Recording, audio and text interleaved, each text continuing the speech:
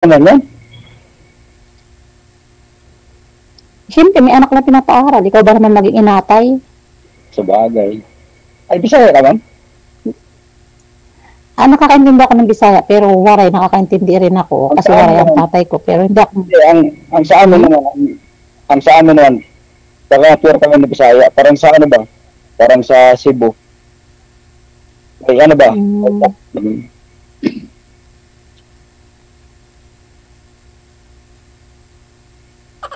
Tagalog. Ma'am, mayroon akong signal. Ano? Hindi ako. Hmm, Kasi maraming gumagamit. mayroon akong signal nyo. Pareho po kayo. Hindi, hindi DJ. Oo nga, nawawala eh. Pasensya. Si DJ. Malakas din sa akin, DJ. Nawawala lang yung VPN. Kailangan kasi ng VPN eh.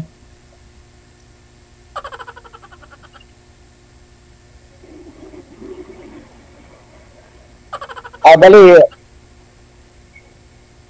nakapagbakasyon na kayo naman sa ano? Kung sa Samar. Oo, pag nasa Pinas ako, nauwi ako ng Samar. Pero ngayon, hindi pa ako umuwi. Hindi ako babakasyon. Okay. Pero sa Manila lang kami. Ano naman, Diyan proud? yung mga nanay ko, pati mga kapatid ko. Meron naman, proud ako sa mga OFW. Sa lahat ng OFW, proud ako dyan. Salamat. Oo naman, no. Siyempre. Ikaw kayo magpakalayo para lang kumayo. Oo. Para lang may yung ano, yung pamilya ba? Lalo na kung may anak na pinapaaral talaga. Maobliga ka talaga. Kasi sa Pilipinas, alam mo na. Iba pa rin yung sa abroad. Malayo man. At least buwang sahod. High school? Senior 11, grade 11. Ganun talaga. Pag matapos na naman, wala ka ng problema. Isa lang naman ang anak ko. Yun nga kasabihan sa mga matatanda eh.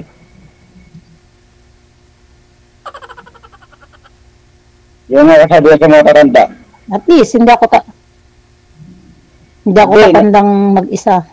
Hindi pa kung tapos. May mag-aalaga sa akin. Ang sabi daw, Ikaw, kailan?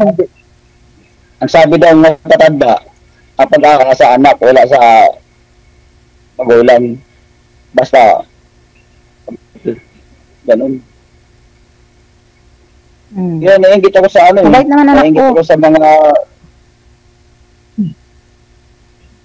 Nainggit ako sa mga ano eh. Yung sa mga kapatid, pinsan ko. May mga anak na ngayon. 11 years na.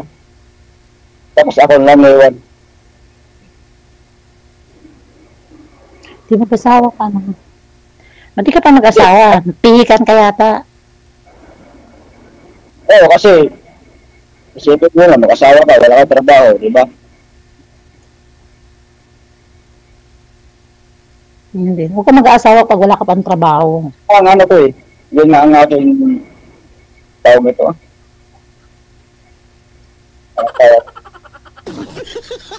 Kahit mag-jowa, pag wala kang trabaho, bawal ka mag-jowa.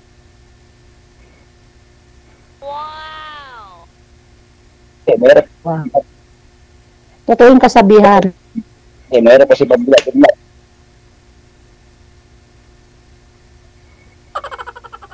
Mahirap magmadali din. Kasi dati, May bata ka pa naman, kahit muna. wala, dati, 43. Bata pa yan, 16 nga, nag-aasawa pa, may asim pa. 43 ka pa lang. Maraming pang asim yan, kaya lang kailangan mo muna kumayod. Ma'am, nakalimutan mo eh. Bibian. Pwede ba may hingayin ko? Kayo po, ano? Facebook? Oo naman. Sige, mamaya. Mamaya sisend ko na lang kay DJ. Eh, kasi bawal. Si sir po yung humihingi, ma'am. Ba't mo sa akin isi-send?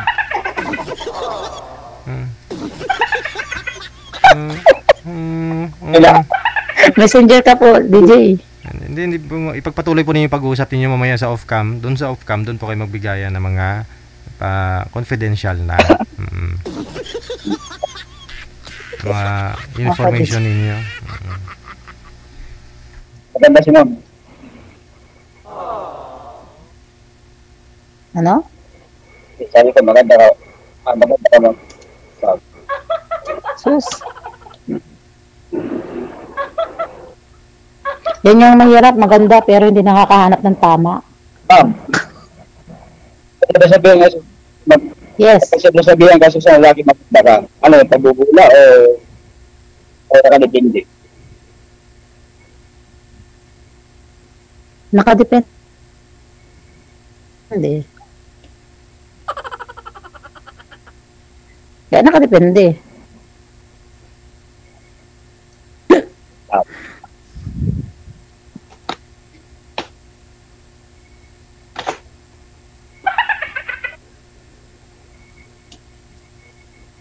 Baka matunaw ako dyan, kuya, kakatingin mo. Nabuhos na akong talong.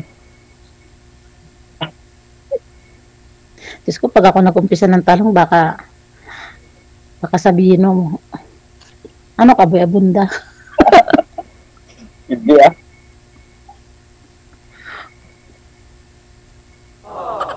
Saan ka nga nakatira? Dito ako ngayon sa sa Taytay Rizal, Manila. Taytay Rizal. Bali ako dito. Kanino? Ang trabaho dito is maintenance. Department. Okay lang yan kahit anong trabaho, basta marangal. Yes, tama. Ano lang, mura lang trabaho. Correct. Mura lang sahod. Sipag lang.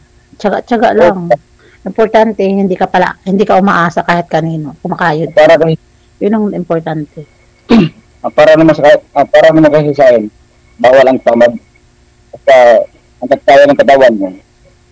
Go lang ang go. Kailangan talaga, lalo na gusto mo na mag-asawa. Kailangan talaga. Parang parang hindi kaya. Hindi kaya yung sahod. Hindi huwag ka na mag-asawa. Maganyan ka na lang, matandang lalaki. Meron ba? Matandang binata. Kaya yan, basta nasa pagtutulungan lang yun. Kaya lang, humanap ka talaga ng walang sabit. Kasi kung hahanap ka ng may anak, mas talaga hindi kaya. Ay, syempre, help. Yung pinaka maganda, yung walang sabit. Pero para naman sa'yo, wala akong sabit. Wala akong pinakasalan, wala akong jowa. Dati nagkaroon ako ng jowa, 2012. Hanggang ngayon, 2024, wala. Tagal na rin pala. Focus lang ako sa trabaho kasi ang tayo sa yung magulang ko.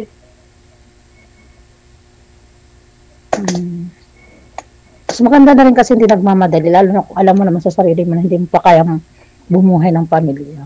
Mahirap ako. Mahirap pa yan, hindi yan parang kanin na isusubo mo. Mahirap naman kasi galos ka.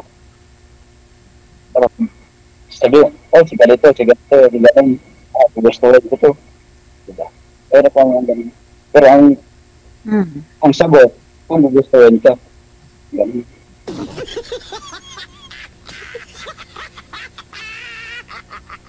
Depende. Sabagay.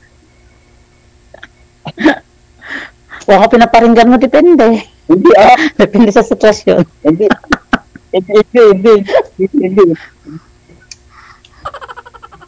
Di alam ko naman yan. Joke lang kita. Nanginig ka na. Kasi may karanasan ako sa mga jowa-jowa yun.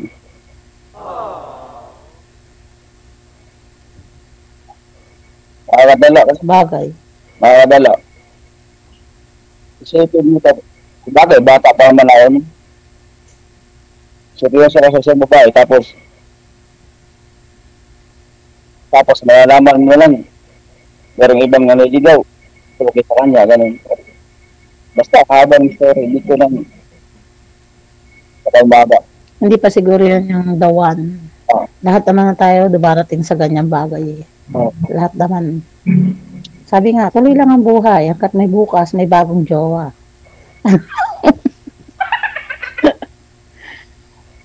Mag-focus ka na ng pumayod. Mag-jowa, sakit lang yan sa ulo, sakit lang yan sa dibdib, sakit lang yan sa bulsa. Ang hanap ko yung totoong tao. Yung tamang tao. Para sa... Darating din yan. Diba, DJ? Sana.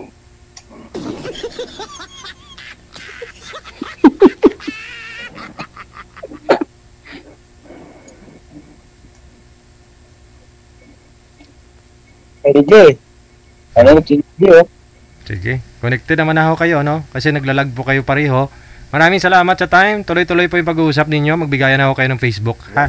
Thank you, thank you. Sige pa, DJ. Babosh. Salamat po. God bless.